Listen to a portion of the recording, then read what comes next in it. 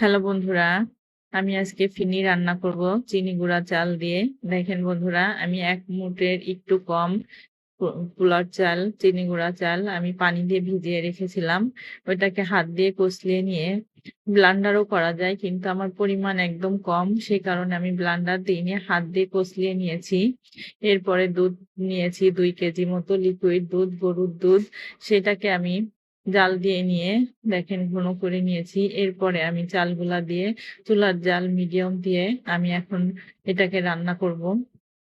সবগুলা আমি চাল দিয়ে ভালো করে একটু নাড়াচাড়া করে নিব।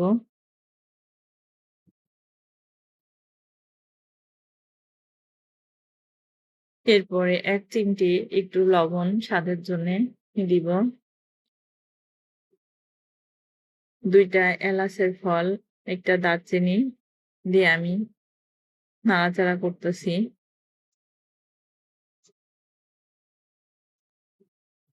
ভালো করে বলকে আসলে চালগুলা সিদ্ধ হয়ে গেলে এরপরে আমি চিনি দিয়ে দিব স্বাদ মতো।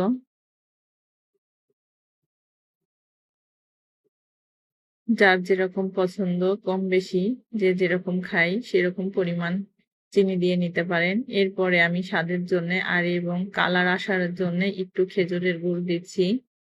দেখেন বন্ধুরা, অল্প একটু খেজুরের গুড় দিলে একটু স্বাদ আসে আর কালারটাও মাশাআল্লাহ অনেক সুন্দর হয়। দিয়ে আমি ভালো করে নাড়াচাড়া করে নিচ্ছি।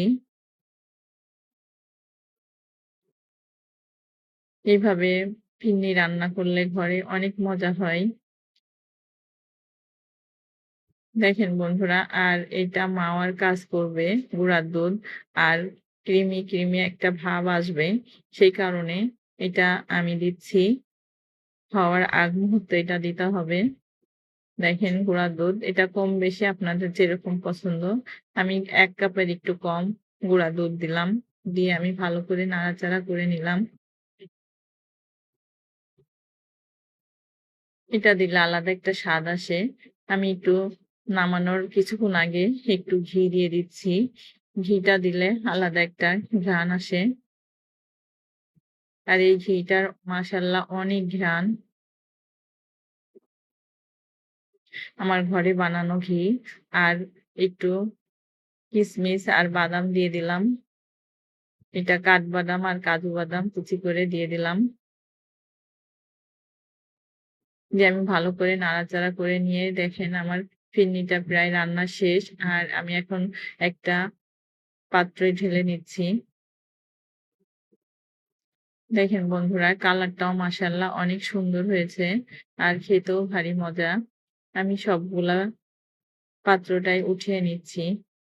এরপরে একটু ঠান্ডা হয়ে গেলে আমি কিশমিশ দিয়ে বাদাম দিয়ে সাজিয়ে নিচ্ছি।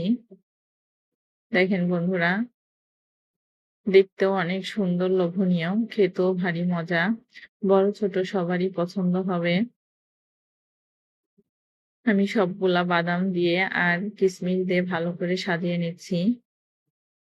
আর আমার ভিডিওগুলা যদি ভালো লাগে, আমার পাশে লাইক, কমেন্ট, শেয়ার দিয়ে পাশে থাকবেন বন্ধুরা। আমাকে সাপোর্ট করবেন প্লিজ। ভালো থাকবেন, সুস্থ থাকবেন। আল্লাহ হাফেজ।